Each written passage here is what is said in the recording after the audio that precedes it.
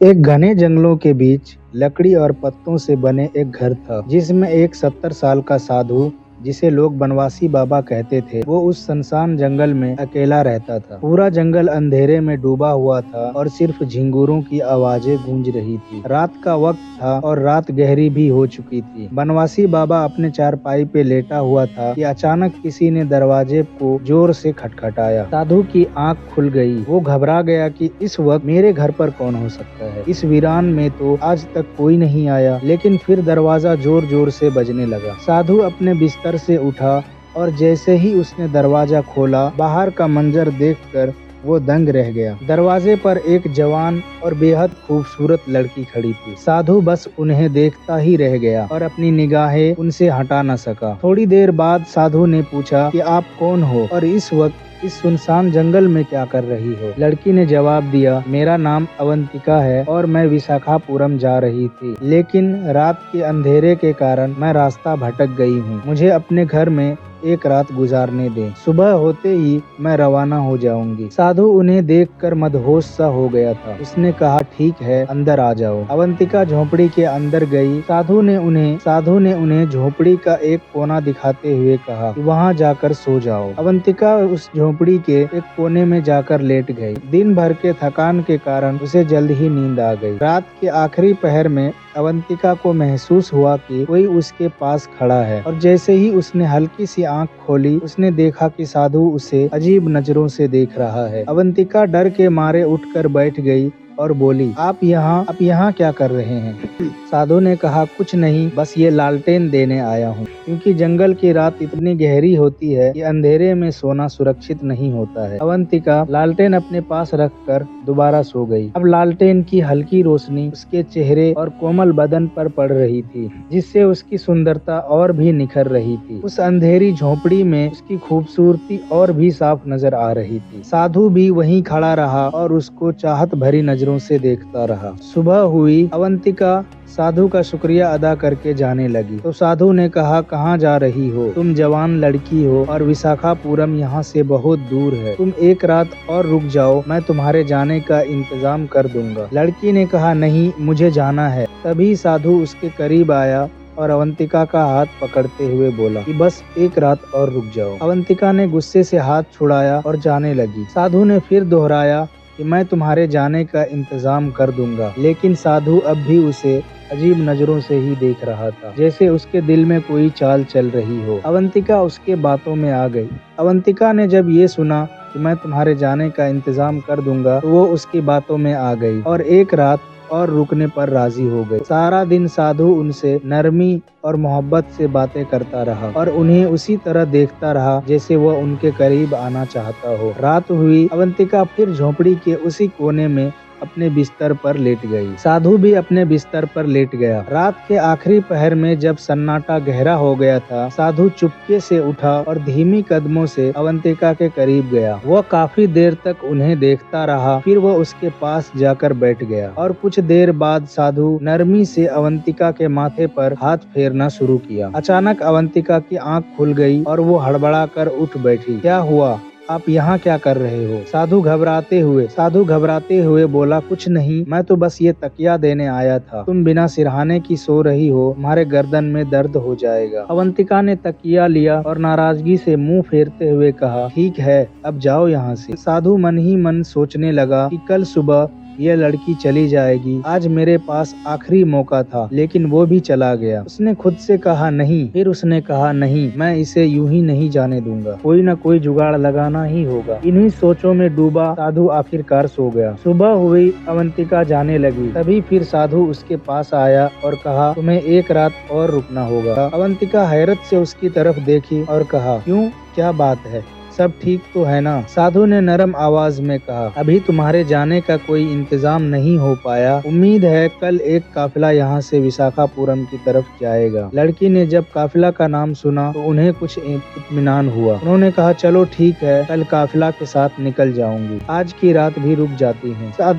साधु यह सुनकर दिल ही दिल में बहुत खुश हुआ। उसने सोचा एक रात और मिल गई। सारा दिन वह उन्हें दूर से बैठकर देखता रहा। उसकी निगाहें अब और भी गहरी हो चुकी थी। रात ढली, अवंतिका फिर अपने बिस्तर पर जाके लेट गई। साधु भी अपने बिस्तर पर लेट गया, मगर साधु का दिल बेकरार था। वह लेटा रहा, लेकिन उसकी आंखें छत के बजाय कोने में सोई हुई लड़की को घूर रही थी। उसकी सांसें तेज थी और दिल में अजीब सी हलचल थी। फिर वह धीरे धीरे बिस्तर से उठा और चुपके से अवंतिका के पास गया और उन्हें ऊपर से नीचे तक गौर से देखने लगा। वह अवंतिका के पास बैठ गया और उसके बालों को नरमी से सहलाने लगा। अचानक अवंतिका हल्की सी हिली। साधु को लगा कि कहीं वो जाग न जाए। वह डर के मारे उठकर उसके पैर के पास जाके बैठ गया। थोड़ी देर बाद उसने अवंतिका के पैर सहलाने लगा। उसके चेहरे को देर तक देखता रहा। उसकी आंखों में अब सिर्फ तमन्ना नहीं, कोई पुरानी प्यास जाग उठी थी। अचानक अवंतिका की आंख खुल गई। वह चीख पड़ी। साधु ने झटके से उसके मुंह पर हाथ रख दिया ताकि आवाज बाहर न निकले। फिर वह हड़बड़ाता हुआ अपने बिस्तर पर ऐसे लेट गया जैसे कुछ हुआ ही ना हो। अवंतिका सारी रात सोचती रही, यह साधु मेरे पास क्यों आया और ये क्या करने की कोशिश कर रहा था। मुझे इसके इरादे ठीक नहीं लगते। वह डर के मारे कांपती रही और सोचते सोचते आखिरकार सो गई। सुबह हुई, अवंतिका उठी और साधु के पास आई। उन्होंने कहा, काफिला आ गया, अब मुझे इजाजत दो। साधु कुछ देर उनकी आंखों में देखता रहा, फिर बोला, काफिला तो अभी तक नहीं आया।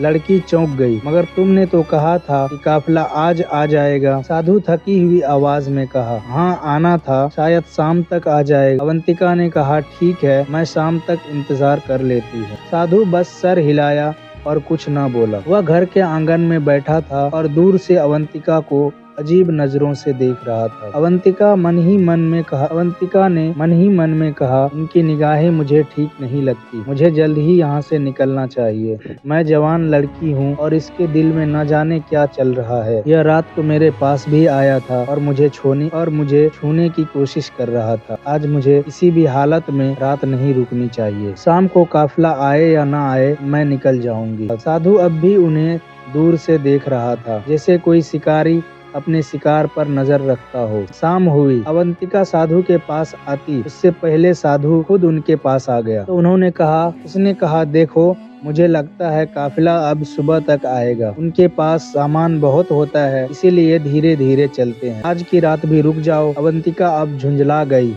और गुस्से में कहा, मैं अब और नहीं रुक सकती। चाहे काफिला आए या ना आए, मैं यहाँ से निकल रही हूँ। मुझे मत रोको। साधु और करीब आया और बोला, थोड़ी ही देर में रात हो जाएगी। तुम जवान लड़की हो, इस सुनसान और घने जंगल में रात को कहाँ जाओगी? यहाँ जानवर भी घूमते हैं, अगर तुम्हें कुछ हो गया तो। साधु की लहजे में फिक्र कम और चाल ज्यादा थी। अवंतिका को अब यकीन हो गया था कि यह सब कोई नई चाल है। उन्होंने तीखे लहजे में कहा, मुझे तो पहले ही पता था कि कोई काफिला नहीं आने वाला है। आप मुझे किसी और मकसद के लिए रोक रहे हो। मुझे सब समझ आ चुका है। अब मैं एक पल भी यहाँ नहीं रुकूंगी। लेकिन जैसे ही अवंतिका झोपड़ी से बाहर निकलने लगी, साधु अचानक उनके सामने आकर खड़ा हो गया और रास्ता रोकते हुए बोला, तुम यहाँ से नहीं जा सकती हो। अवंतिका ने कहा, रास्ते से हटो, वरना मैं जोर जोर से चीखूंगी। साधु ने कहा, यहाँ तुम्हारी आवाज सुनने वाला कोई नहीं है। अवंतिका थोड़ी डरते हुए बोली, आप क्या चाहते हो और मुझे क्यों रोक रहे हो? आप हमारे बाप की उम्र के हो, कुछ तो शर्म करो, कोई तो लिहाज करो। साधु ने गंभीर आवाज में कहा, जैसे तुम्हें दिख रहा है वैसा नहीं है। तुम जिस शख्स की तलाश में विशाखापुरम जा रही हो, क्या पता वो यहीं कहीं हो। अवंतिका ये बात सुनकर सन्न रह गई। आपको ये कैसे मालूम कि मैं विशाखापुरम किसी को ढूंढने जा रही हूँ? साधु बोला, यह बात मैं अभी नहीं बता सकता। अगर तुम आज की रात यहीं रुको तो यह तुम्हारे हक में बेहतर होगा। अवंतिका चौंक गई। अवंतिका सोचने लगी, इस साधु को क्या हो गया है, क्यों बार बार मुझे रोक रहा है। साधु ने कहा, बस एक रात और रुक जाओ, कल सुबह तुम्हारे सारे सवालों का जवाब मिल जाएगा और शायद तुम्हें विशाखापुरम जाने की जरूरत भी ना पड़े। अवंतिका अब उलझन में पड़ गई। यह कैसे जानता हूँ कि मैं किसे ढूंढ रही हूँ? आखिर ये साधु है कौन? उनके जहन में सवालों का तूफान था, लेकिन अब उन्हें साधु पर बिल्कुल भी एतबार नहीं रहा। उन्होंने साधु को धक्का दिया और झोंपड़ी से बाहर निकल गई। साधु भी उनके पीछे भागा और आवाज दी, रुको,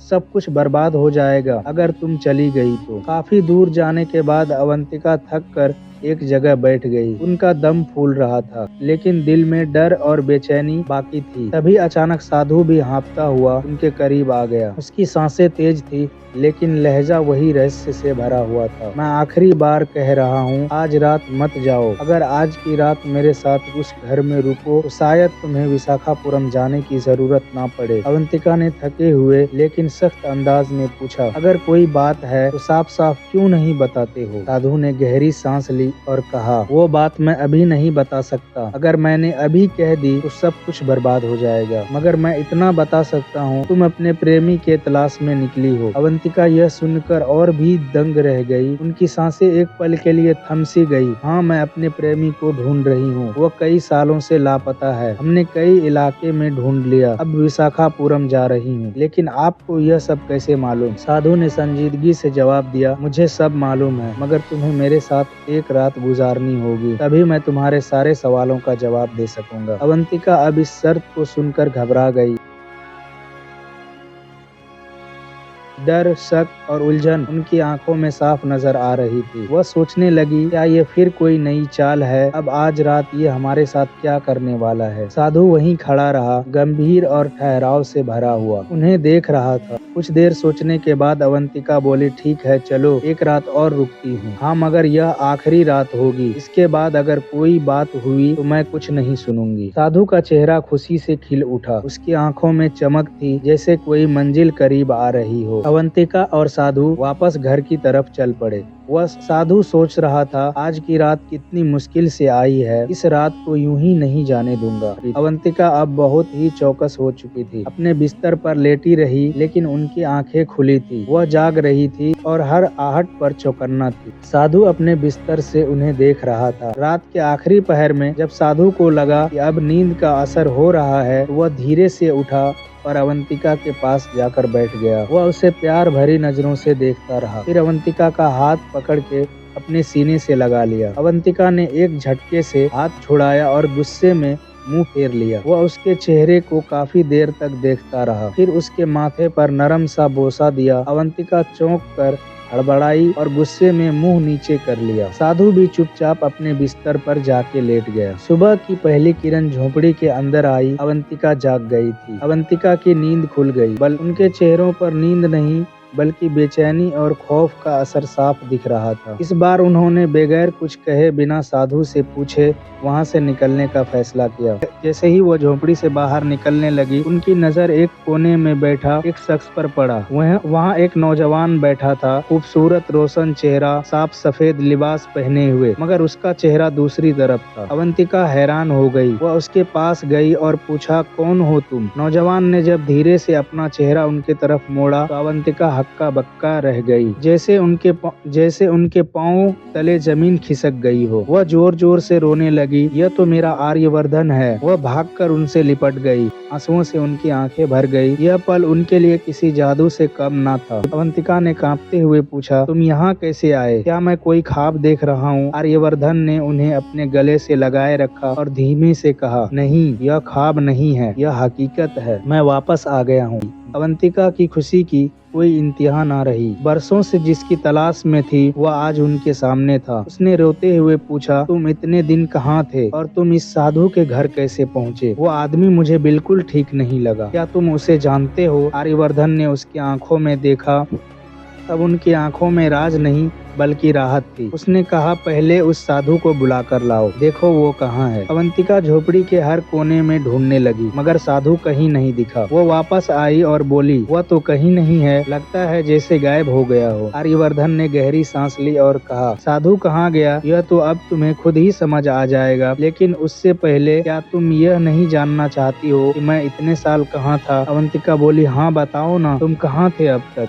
अब कहानी का सबसे बड़ा राज सामने आने वाला था। आर्यवर्धन ने कहना शुरू किया, एक दिन मैं घर से इस जंगल की तरफ शिकार करने निकला था। रास्ते में मुझे एक बूढ़ा आदमी और एक बहुत ही हसीन लड़की मिली। बूढ़ा इसी साधु जैसा लग रहा था और लड़की बहुत ही जवान और दिलकश थी। मैंने उस लड़की को मजाक में कह दिया कि तुम इस बूढ़े से शादी क्यों की? तुम्हें तो किसी जवान के साथ होना चाहिए। मगर शायद वह लड़की कोई जादू जानती थी। उसने मेरी तरफ देखा, कुछ पढ़ा और मुझ पर फूंक मारी। उसी पल मैं बूढ़ा साधु उसी पल मैं उस बूढ़ा साधु जैसा हो गया। मेरी शक्ल उसकी शक्ल जैसी हो गई। फिर उसने कहा, यह तेरी सजा है, अब तू सारी उम्र इसी हाल में रहेगा। अवंतिका बहुत ही गौर से उसकी बातें सुन रही थी। उनकी सांसें थम चुकी थी। आर्यवर्धन ने आगे कहा, फिर मैं उनसे माफी मांगने लगा तो वो लड़की बोली कि अगर तेरे अपने जिससे तू मोहब्बत करता है वह तुझे ढूंढते हुए इस जंगल तक पहुंच जाए और 3 रात तेरे साथ वक्त गुजारे बगैर तेरी असलियत जाने, तो तब तू